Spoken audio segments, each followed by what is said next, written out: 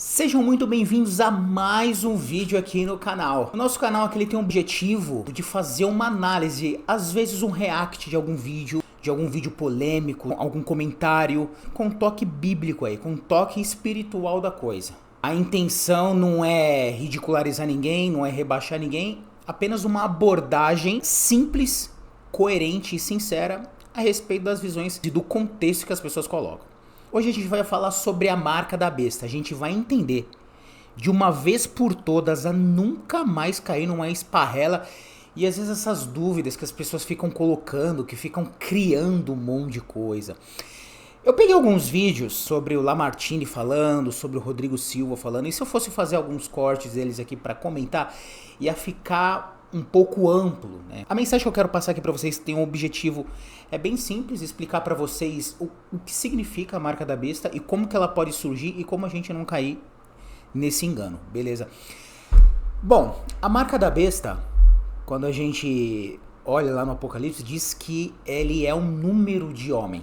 Algumas igrejas colocam, como por exemplo a Igreja Adventista do Sétimo Dia, de que o Papa, né, por estar escrito lá Vigário, Filho de Deus, Vicaris, Filis Dei, isso daí seria, em um alfabeto romano, essa soma ela dá 666, número de homem, né, o Papa, a figura masculina.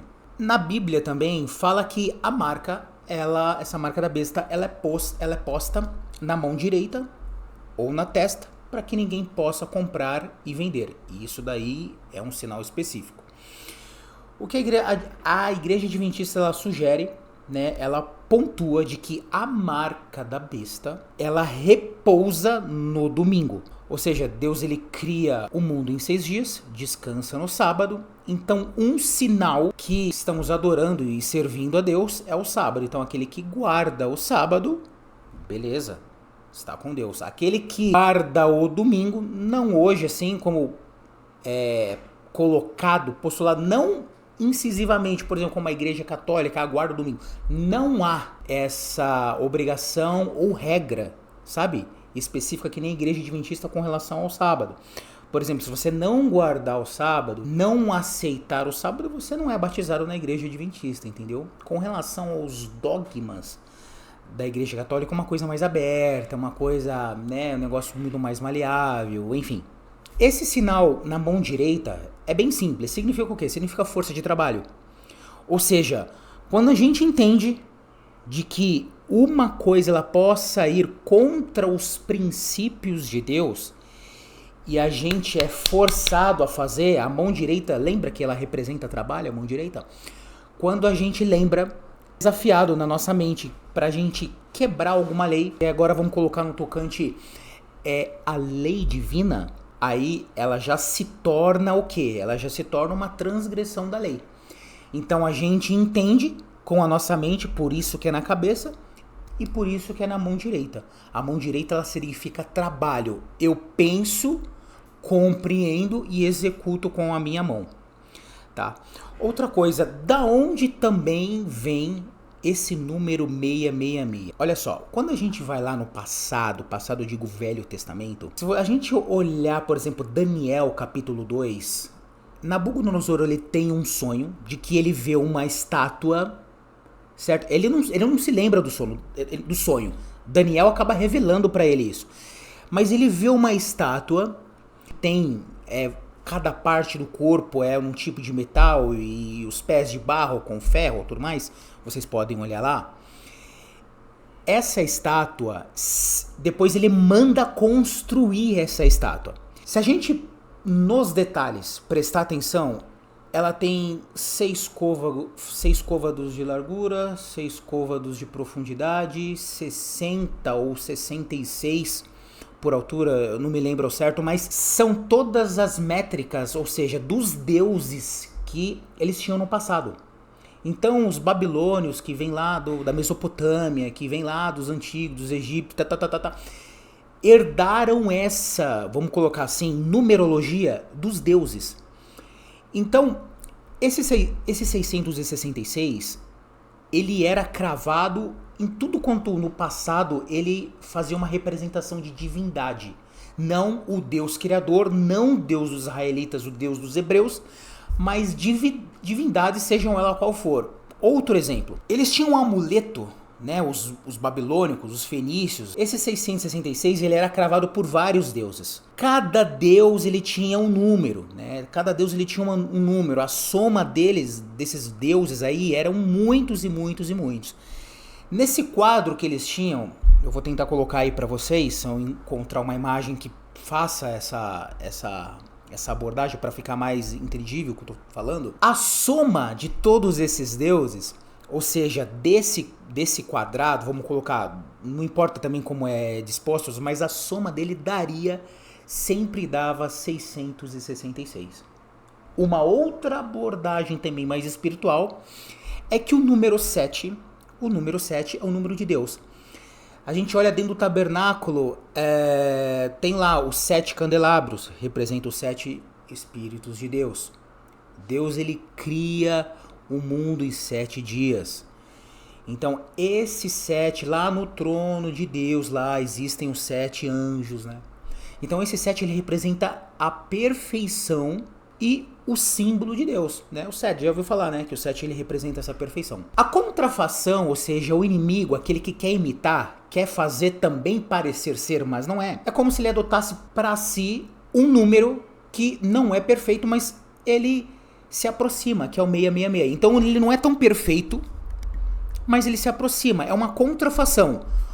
Um faz o que ele é, que tem o poder, o outro ele vai o quê? Ele tenta imitar aquele. Então a imitação do 777 é o quê? É o 666. Então significa assim, ó. Qualquer coisa que faça parecer, tente imitar o que Deus ele já deixou estipulado, isso daí é um ponto de alerta e pode ser uma marca da besta. As pessoas falam assim, e com relação àquele negócio chip, esquece isso. Todo mundo já sabe quem você é, onde você mora, onde você tá, o que você pratica, qual a sua religião, quanto que você ganha, qual a sua etnia, qual o seu país de origem, os seus pais, a sua família. Todo mundo já sabe isso. Ah, mas estão te controlando. Você já é controlado. Entendeu? O marketing, as questões, aquilo que você compra, tudo que você vê, que você assiste, você já é controlado. E qual que é a diferença se você tem um chip na mão direita e se foi implantado na esquerda? Invalidou a profecia? Então quer dizer, na direita é profecia, é o sinal da besta. Na esquerda não é? Você entende? Agora outro chip. E se esse chip aí que diz que implanta, que tem controle, é o chip do cartão de crédito, do cartão de débito, qualquer raio que seja, que tipo de cartão que a gente carrega? Qual que é a diferença? De estar na mão esquerda, na direita, na testa, no bolso, entendeu? Então não faz sentido.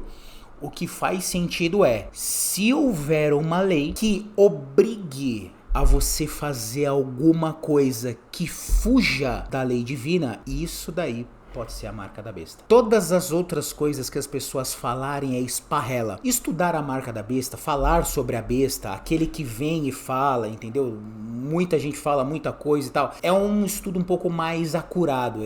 A gente vai estudar a besta que emerge da terra, a besta que emerge do mar, a que emerge do abismo. Cada um tem as suas características, há uma união, fala de poder bélico, poder eclesiástico. É um negócio um pouco mais profundo. A gente precisa ter um pouco mais paciência, entender, né, o que João ele viu e tentou explicar pra gente.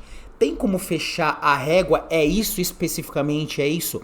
Não tem. Há alguns indícios, a gente consegue ter uma dimensão por onde pode caminhar? É basicamente isso. Se for forçado, né? Por exemplo, o Estado, ele faz uma lei amanhã que te obriga a você fazer alguma coisa, comprar aí e vender debaixo de uma autoridade dele, ou infringindo, ou obrigando que você faça algo moral, ou que você transgrida a lei divina, né? Vamos colocar assim, para você ter acesso a esse tipo de coisa, isso daí seria a marca da besta. Biblicamente falando, isso seria uma das últimas coisas a acontecer antes que Cristo possa vir a segunda vez. Então, a gente tem muitas abordagens a respeito disso, mas é algo muito simples de acontecer. O que for paganismo, o que for paganismo, né, ele sempre é cravado no número 666, entendeu? Então tudo que é pagão, quando ele fala 666, é para que a gente olhasse para os deuses que eram cultuados lá no passado, a gente fizesse uma leitura rápida, digamos, mas profunda a respeito desse texto, e a gente já identificasse. Tudo que vai contra a lei de Deus, ela tem característica desse anticristo aqui, e que vai vir e que vai colocar essa lei para que a gente sirva não ao Deus Criador e não, né, e sirva aos outros deuses.